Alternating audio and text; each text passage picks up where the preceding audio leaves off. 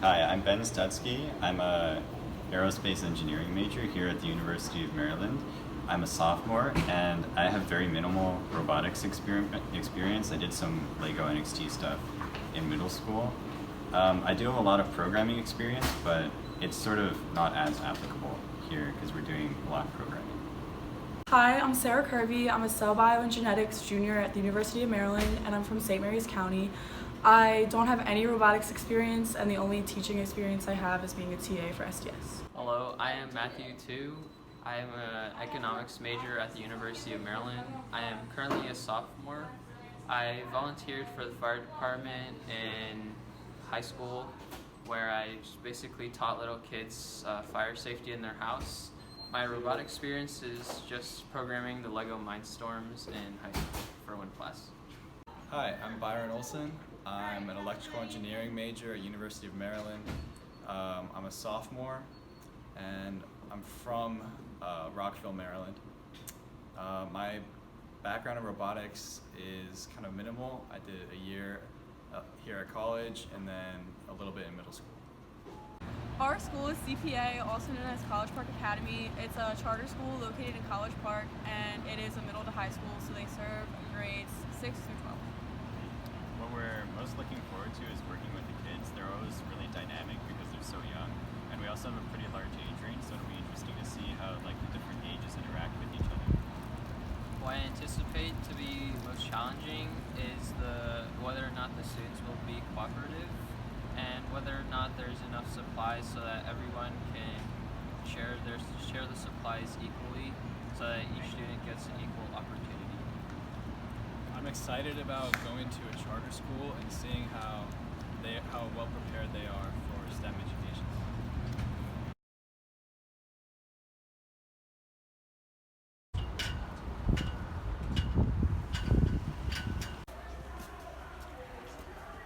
Almost the exact same. They both have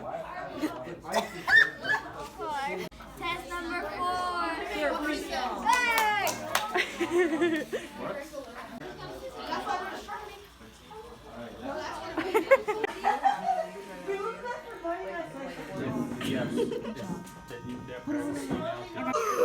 Whoa! Oh my gosh! Oh my gosh! Bro, it's following the red line, bro. We're so correct, bro. Hey, An affirmative. Whoa! Oh my god! Bro! Oh my god, bro! We're correct! You should make a robot.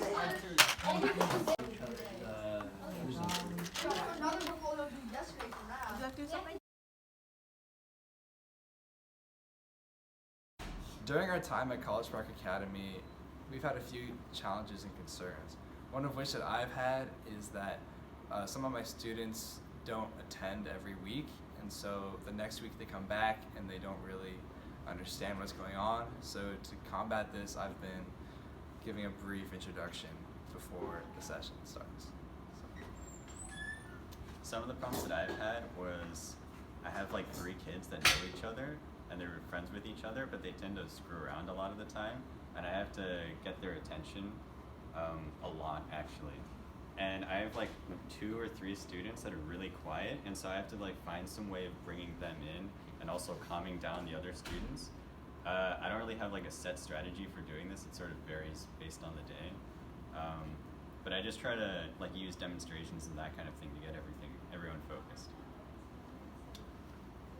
One challenge I had was I anticipated most of my kids to have laptops, but only one of them ended up having a laptop with programming, or the program that ran. So that was one problem, and I had another problem where some of my students weren't very attentive, so they kind of just played around and didn't understand what was happening the next week.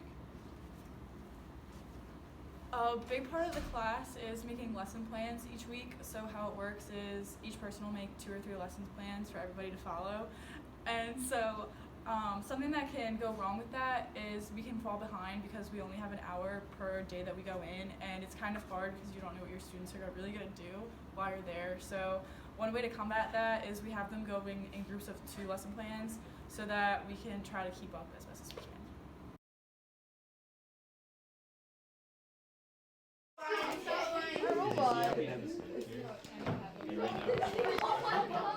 That's our robot. I just put the spear on top. How long does the boot go? Or like a mini shield thing. Like We're adding that. That's a sensor. A sensor. Repeat it with me. Sensor.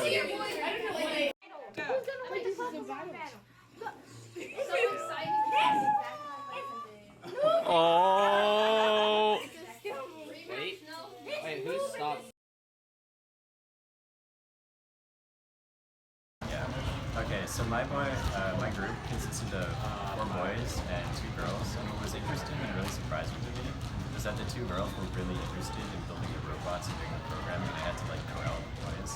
They didn't know each other, so it's kind of hard, but on top of that, my group was really racially diverse. One of my students spoke Spanish at home. So, you know, this club really presents the opportunity for them to gain STEM experiences. And that was pretty cool. My group comprised of 4 girls and 1 boys, and although the girls weren't as interested, it kind of shows their parents basically pushed them into it, which I guess relates to class because at least the parents are no longer discouraging their girls from taking the STEM-related fields, which is a nice change. So my group was entirely composed of boys. Despite this, my group was racially diverse, which represents a growing diversity in STEM fields. My group also had technology, and for each one had an iPad or some laptop of some sort, which really helped them show their creativity and the kind of code that they knew, how they understood code, and how willing they were to learn how to code the robots. We had our students pick their own groups, so because I was the only girl at CPA, a lot of the girls picked to be in my group. So that caused the majority of my group to be female, so that helped with the representation of female in STEM. And that also helped my students create a good bond with me really quickly because I feel like a lot of the times there aren't really many girls that they can like look up to in a lot of like the programs that they're in. So it just made it really easy for my girls to bond with me because we really like the fact that we're girls in STEM.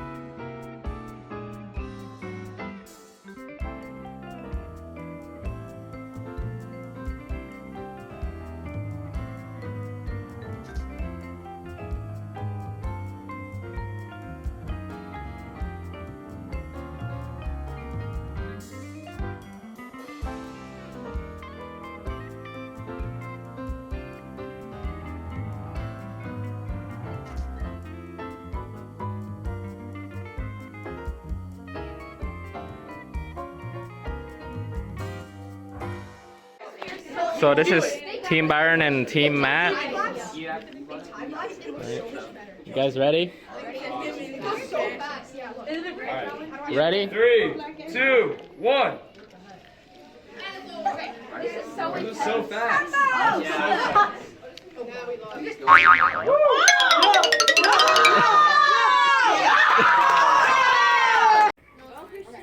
Three, two, one, go. They're actually going how ours is actually going so much faster. Our robot is like swaying so much. Look how long yours is. That's crazy. They're gonna stab us first. No! Aww.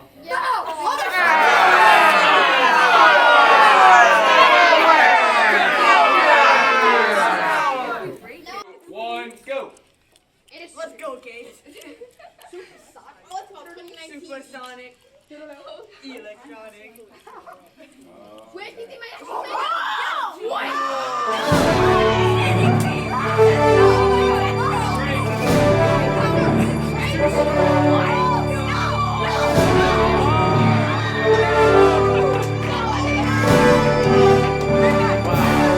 Team Big Dog wins.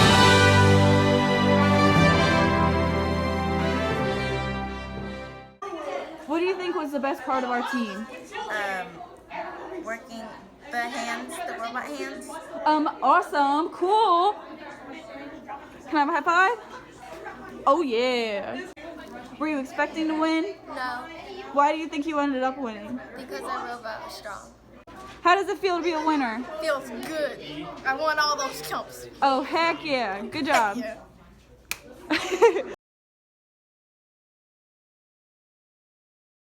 Okay. So the key takeaways from this course were that I really enjoyed teaching the students because they're really fun to interact with. But on addition to that, they don't really like being taught, so you kind of have to entertain them and then sneak some of the teaching in on the side. And then someone who wants to take this course, I mean, you should take this course because interacting with them is really fun. They're really dynamic and they say a lot of really funny things. So it's pretty entertaining hour. A key takeaway from this course is that I was able to help guide students with robotics to see whether or not they're interested in STEM. And if they're interested in STEM, they might eventually go further on and explore more robotics or more STEM fields. And other students may want to take this course because they may be interested in helping students. I think this class was very beneficial. It was a nice gen ed to take because you get to go off campus into a different school, and it's a nice thing to look forward to because it's so different from your STEM classes. The whole point of the class is just get you to learn about STEM education by having you go into schools that have STEM education, and it's really beneficial because you're just working with little kids, so it's a nice change from your other STEM classes. I think my goals were met because my goals are basically just to help kids, and that's the whole point of the class, so anybody taking that class would achieve that goal. And I think that pretty much anyone would enjoy this class. You don't have to have any background in robotics and STEM. I didn't have any, and so I still think that I achieved my goal with this class. So yeah, take the class. One of my key takeaways from this service learning experience was seeing how willing and eager the students were to working with these robotics. They seemed genuinely interested in the material and made the experience relatively smooth. I feel like I met some of my personal goals. I established connections with the students and learned more about the education process. Finally, I think that one of the reasons someone should take this course is to better understand the benefits of STEM education in lower grade levels.